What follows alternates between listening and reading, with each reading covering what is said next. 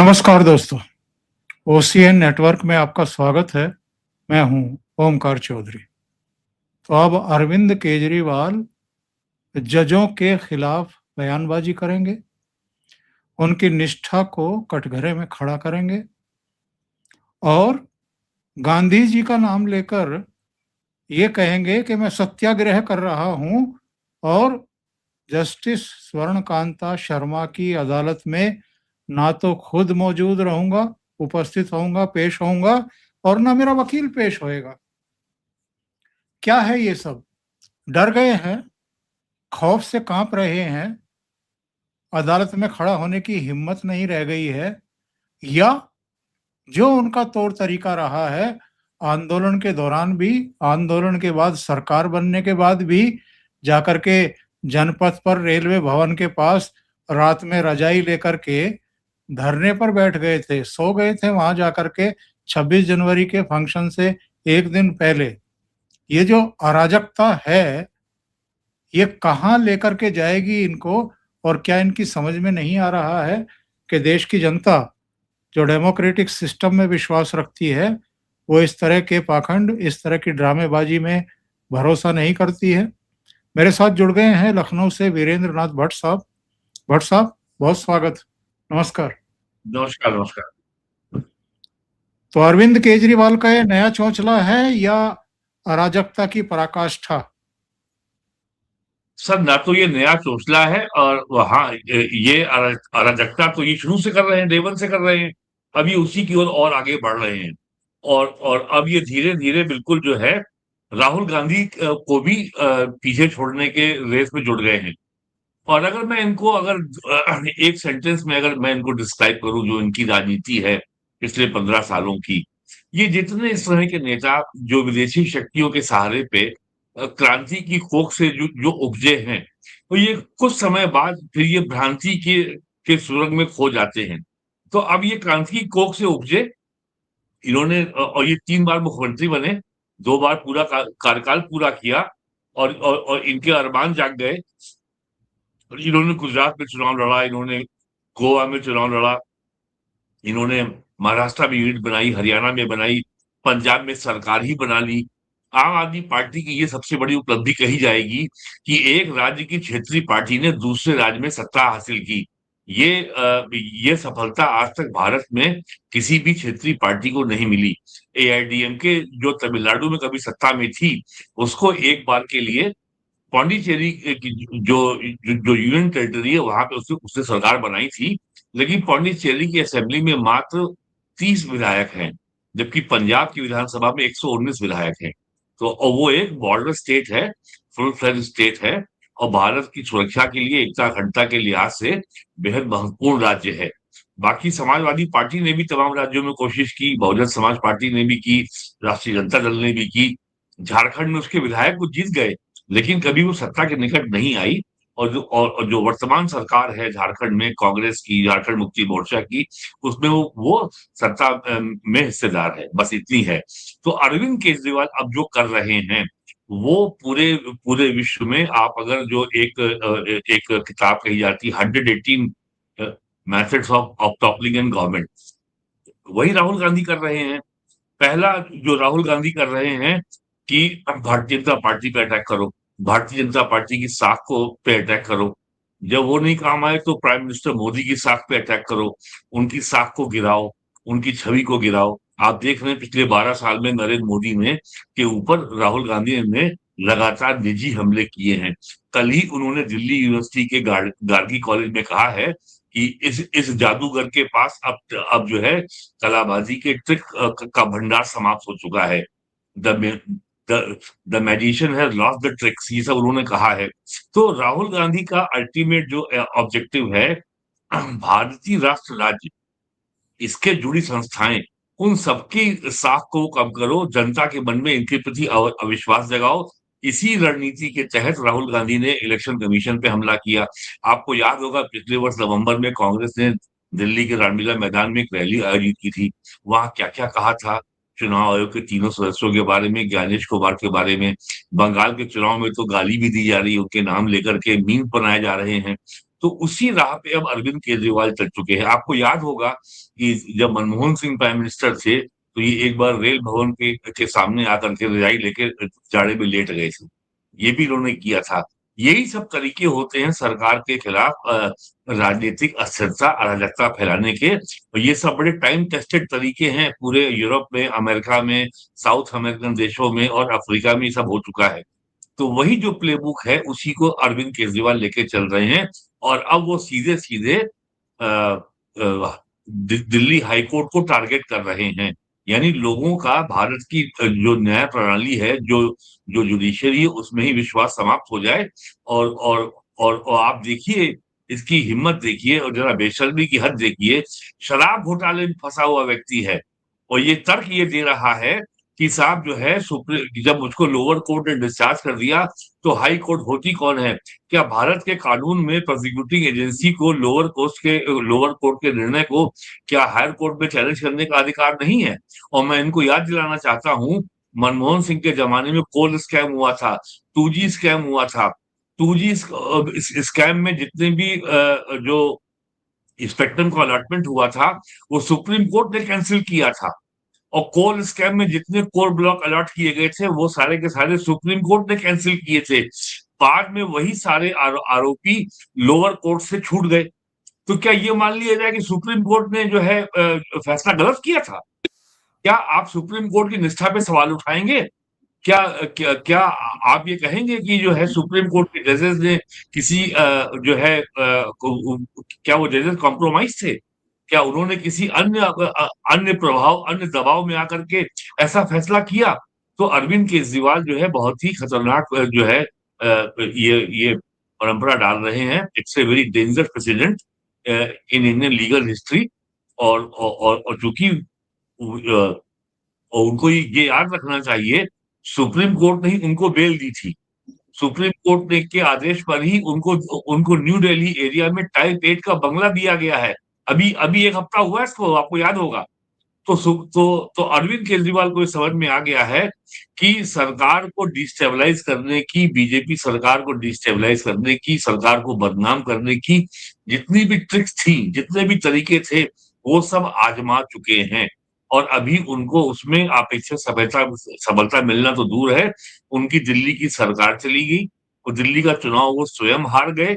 और अब उनके राज्यसभा में जो 7 MP थे, वो भी पार्टी छोड़ गए, सबने पार्टी ज्वाइन कर ली। और राज्यसभा के चेयरमैन उपराष्ट्रपति राधाकृष्णन ने उनके विलय को मान्यता दे दी है, और वो आज से बीजेपी के राज्यसभा सदस्य माने जाएंगे।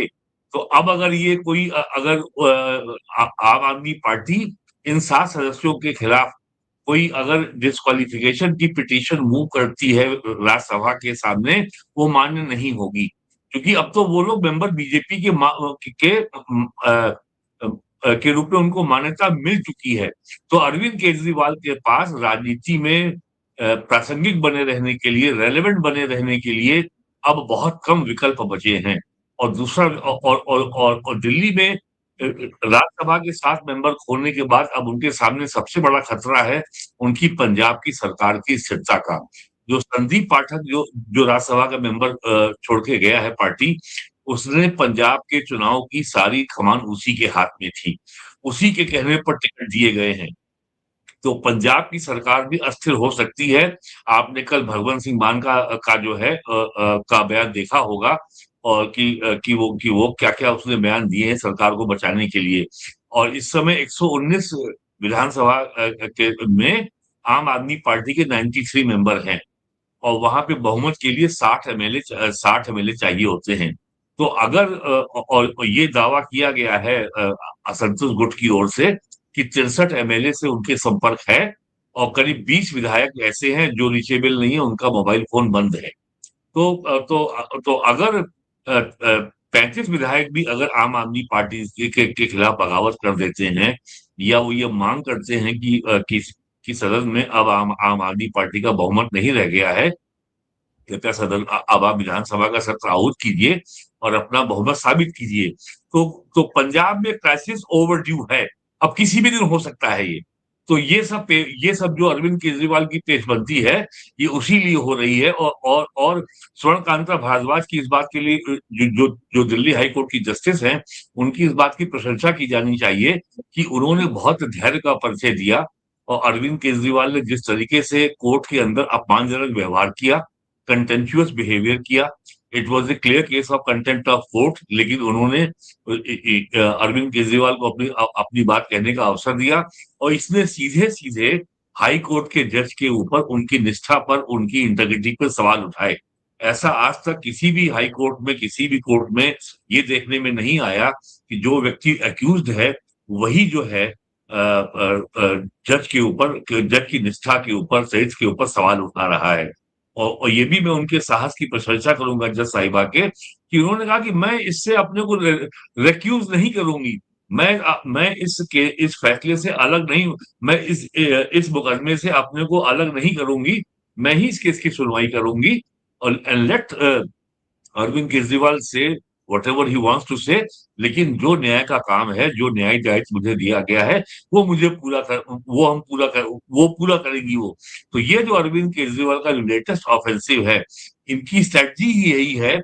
जो लोग ये जितने जो डीप स्टेट के इशारे पे चलने वाले नेता हैं, चाहे आप राहुल गांधी को देखिए, ये हमेशा सरकार से के ऊपर ऐसा माहौल बनाते हैं, सरकार को टकराव करने पर मजबूर करना चाहते हैं।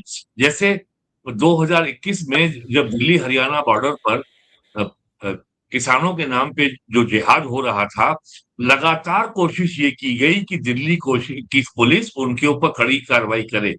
जिस तरीके से जनवरी 2021 में दिल्ली के लाल किले पे हमला किया गया, पुलिस वालों पे हमला किया गया, उनमें बहुत से लोगों को चोट आई और लाल किले से तिरंगा झंडा हटा करके वहाँ पे खालिस्तान का झंडा फहरा दिया गया, लेकिन दिल्ली पुलिस ने कार्रवाई नहीं की, क्योंकि वो तो टकराव के लिए मजबूर कर रहे थे, वो चाहते थे कि पुलिस गोली चलाए, ताकि उनका जो है आंदोलन आगे बढ़े, देश में हिंसा फैले, अराजकता फैले, अस्थिरता फैले और देश की बदनामी हो और अंतर्राष्ट्रीय शक्तियों को भारत में हस्तक्षेप करने का अवसर मिले। वही काम केजरीवाल कर रहा है और कुछ नहीं कर रहा है। और देखिए, और इन्होंने अगर इन्होंने जो बयानबाजी की है, मैं ज़रा उसके कुछ अंश जी, आपको जी, पढ़ जी, कर जी। के सुनाता हूँ।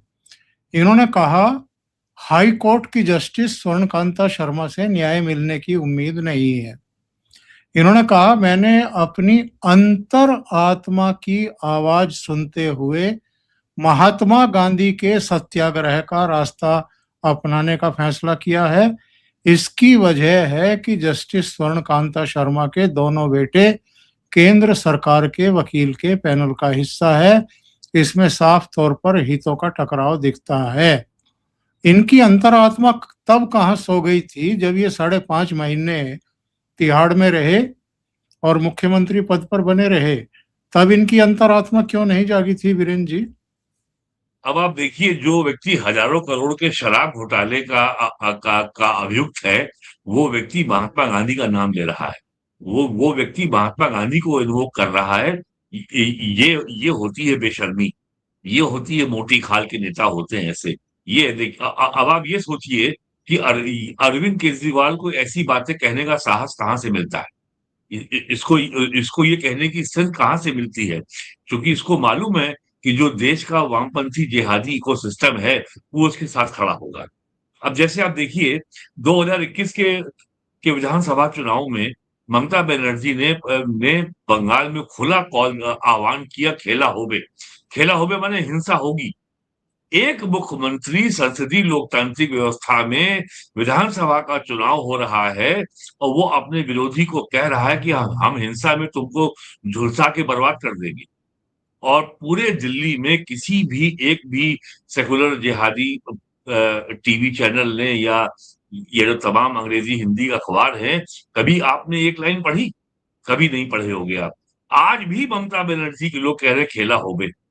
जब उनको मालूम हो गया है कि अब सरकार उनकी जा रही है, 90 लाख से अधिक वोटरों के नाम काटे जा चुके हैं, एक भी व्यक्ति को फर्जी वोटिंग करने का अवसर नहीं मिला, तृणमूल कांग्रेस के लोगों को पोलिंग बूथ में घुसने का मौका नहीं मिला, बंगाल पुलिस को पोलिंग बूथ में घुसने नहीं दिया गया, पिछले 50 सालों में पहली बार बंगाल में ऐसा चुनाव हुआ है कि पहले फेज की पोलिंग में हिंसा हुई, लेकिन एक व्यक्ति की भी मृत्यु नहीं हुई। पीसफुल चुनाव हुआ है। उसके 62 पोलिंग बूथ पे वहां रीपोल होने जा रहा है। इसके बावजूद ममता बनर्जी अब कह रही खेला होबे।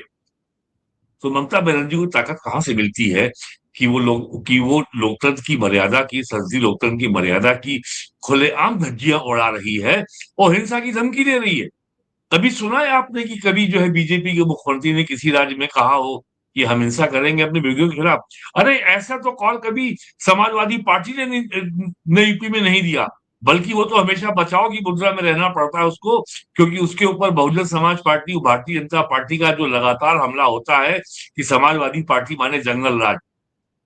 और ममता बनर्जी तो जंगल राज को अपने सर के ऊपर सोने के ताज के रूप में पहन रही है, कह रही है कि हिंसा होगी, खेला होवे।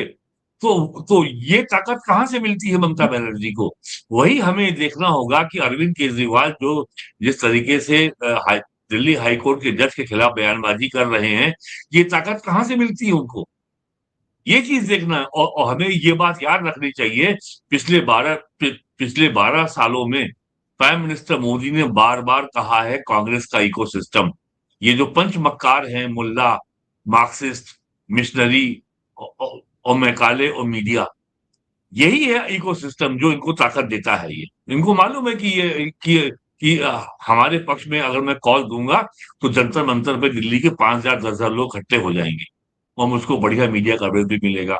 जबकि दिल्ली में मीडिया ने अरविंद केजरीवाल के ये जो नाटक हैं, ये जो एंटिक्स हैं, उसको उसने इग्नोर किया है और मीडिया को कंट्रोल करने का तरीका उसने बहुत बढ़िया अपनाया था। दिल्ली के सारे टीवी चैनल्स को वो बड़ा भारी उसको विज्ञापन मिलता था और अब ये काम वो पंजाब सरकार के माध्यम से कर रहा है।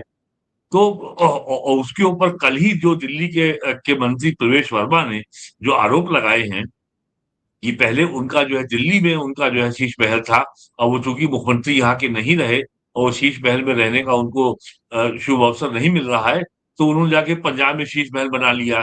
एक अरविंद केजरीवाल का है, एक मनीष सिसोदिया का है, एक संजय सिंह का है और एक वो भारद्वाज का है। आप बताइए, ये व्यक्ति जो जो कहता था कि हम कट्टर ईमानदार हैं और हम जो है सरकारी गाड़ी में नहीं चलेंगे, वो 2-2 राज्यों में जनता के पैसे को अपनी संपत्ति के रूप में भोग रहा है, अय्याशी कर रहा है। और ये आम आदमी पार्टी नहीं है, अब ये अय्याश आदमी पार्टी हो गई है ये। तो ये सब चीज़ें देखने वाली है ना सही कि ये हो क्या रहा है ये। और मैं तो केवल एक ही बात बार-बार कह रहा हूँ कि अरविंद केजरीवाल को इस तरीके का राष्ट्र विरोधी स्टैंड लेने की ताकत मिलती कहाँ से है? मैं एक और ये सवाल काम वो और आज से नहीं कर रहा है, मैं मैं 15 एक साल हो सवाल गए और हैं। मैं एक सवाल और खड़ा करना चाहता हूँ। मैं इनका जस्टिस स्वर्णकांता शर्मा का पूरा जीवन काल देख रहा था। इंग्लिश लिटरेचर में ग्रेजुएशन किया है दौलत राम कॉलेज दिल्ली यूनिवर्सिटी से। कॉलेज में best all round student of the year का खिताब मिला है। दिल्ली यूनिवर्सिटी से एलएलबी 1991 में, एलएलएम 2004 में, पीएचडी 2025 में किए। जुडिशियल कैरियर की बात करें तो 24 साल की उम्र में मजिस्ट्रेट बन गई थी। 35वें जन्मदिन पर सेशन जज बनी। 30 साल का अनुभव है, 30 से ज्यादा साल का अनुभव है। दिल्ली की जिला अदालतों में कई पदों पर रही हैं। 28 मार्च 2022 को दिल्ली हाई कोर्ट में परमानेंट जज नियुक्त हो गई। ये फैमिली कोर्ट में काम कर चुकी, मोटर एक्सीडेंट क्लेम्स ट्रिब्यूनल में रही हैं। ये महिला कोर्ट में रही हैं, महिलाओं के खिलाफ यौन अपराधों के लिए विशेष अदालत में रही हैं, स्पेशल जज सीबीआई रही हैं। एक इतनी सक्षम जज के ऊपर आप इस तरह की कीचड़ उछाल रहे हैं कि साहब उनके बेटे केंद्र सरकार के वकील हैं और उनको जो है बहुत सारे केस मिले हैं और चूंकि ये एक ऐसे संगठन के कार्यक्रमों में जाती रही हैं, इसलिए मुझे न्याय नहीं मिलेगा और इसलिए मैं बायकॉट कर रहा हूं अदालत का। इनके खिलाफ ये क्या स्वतः संज्ञान नहीं लेना चाहिए सुप्रीम कोर्ट को और कार्रवाई नहीं करनी चाहिए, या बार काउंसिल को इस पर स्टैंड नहीं लेना चाहिए?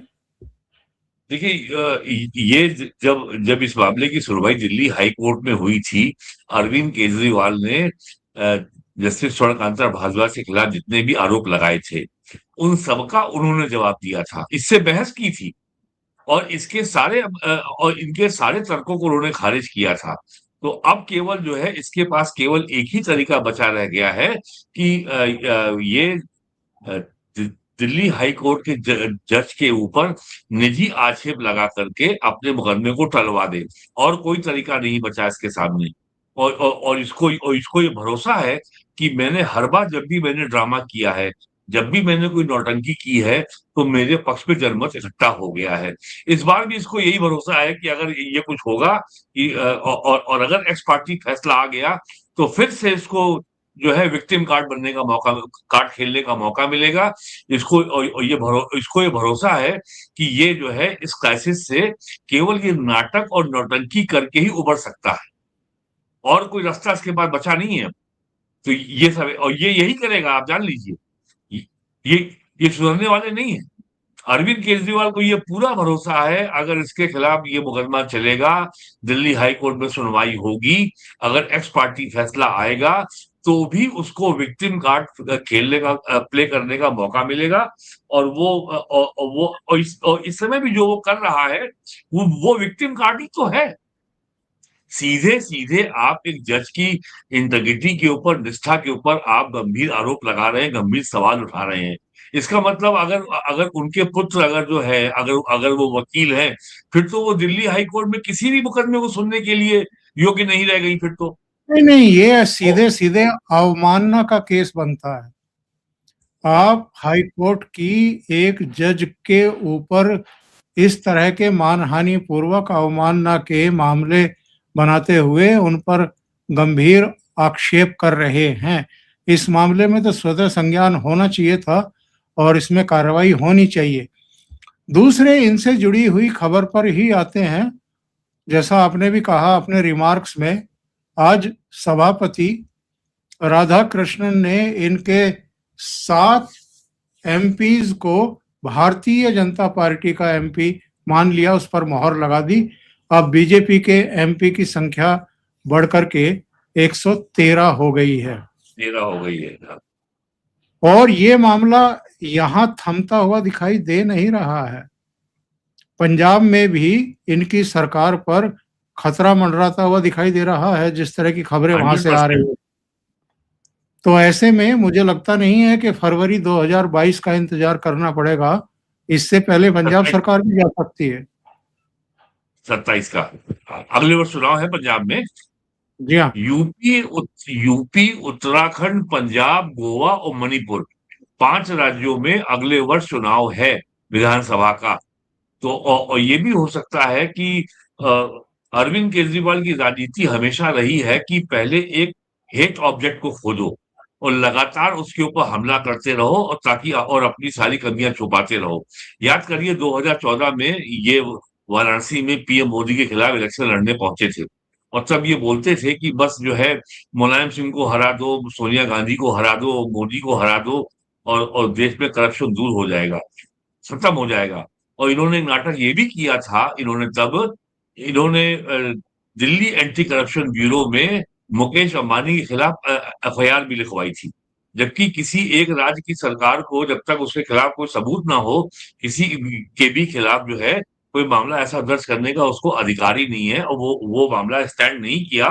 तो ये सब इसी तरह की जो एंटिक्स हैं, इसी तरह की जो जो नाटक नौटंकी है, जनता में वो हमेशा चर्चा में बनाए रखती है इसको। यही ये चाहता है बस ये। और मुझको ये लग रहा है कि इसी के जरिए ये जो ड्रामा इसने किया है, और ऐसा नहीं है कि इनके 7 राज्यसभा मेंबर इनसे नाराज हैं, इनसे अलग हो सकते हैं। इसकी भनक अरविंद केजरीवाल को कई महीने पहले ना रही हो।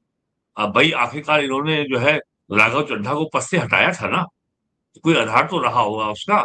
तो इसलिए ये सब इनको ये सारी पेचबंदी अब इसलिए हो रही है कि दिल्ली की राजनीति में सबसे बड़ी पार्टी के रूप में बने रहो, और दिल्ली और अपने आप की पोजीशनिंग ऐसे करो कि आप दिल्ली में अकेली पार्टी आप हैं जो बीजेपी से लड़ रहे हैं। कांग्रेस के ऊपर ये आरोप लगाते रहो कि ये बीजेपी से मिले हुए हैं। और इस समय सबसे इंटरेस्टिंग बात यह है कि जो 7 एमपी राज्यसभा के आम आदमी पार्टी छोड़ के बीजेपी में शामिल हुए हैं, इसको लेकर के कांग्रेस ज्यादा नहीं बोल रही है, क्योंकि अगर आम आदमी पार्टी अगर अगर पंजाब में कमजोर होगी तो उसका सीधा लाभ तो कांग्रेस को होने वाला है। क्योंकि पंजाब में तो जो है अभी भी ये माना जाता है कि 27 में मुख्य लड़ाई जो जो मुख्य कंटेस्टेंट होंगे वो आम आदमी पार्टी और कांग्रेस होगी। वहां बीजेपी तो बहुत कमजोर है, तो कांग्रेस जो है इस मुद्दे में ज्यादा नहीं बोल रही है। वीरेन जी, बहुत बहुत धन्यवाद जुड़ने के लिए जी और जी बहुत महत्वपूर्ण मुद्दे पर चर्चा करने के लिए, रिमार्क्स देने के लिए। दर्शकों से निवेदन है, आपको ये चर्चा अच्छी लगी हो तो लाइक का बटन दबा दें, वीडियो को शेयर कर लें, चैनल सब्सक्राइब ना किया हो तो चैनल को भी सब्सक्राइब कर लें। बहुत बहुत धन्यवाद। नमस्कार। नमस्कार।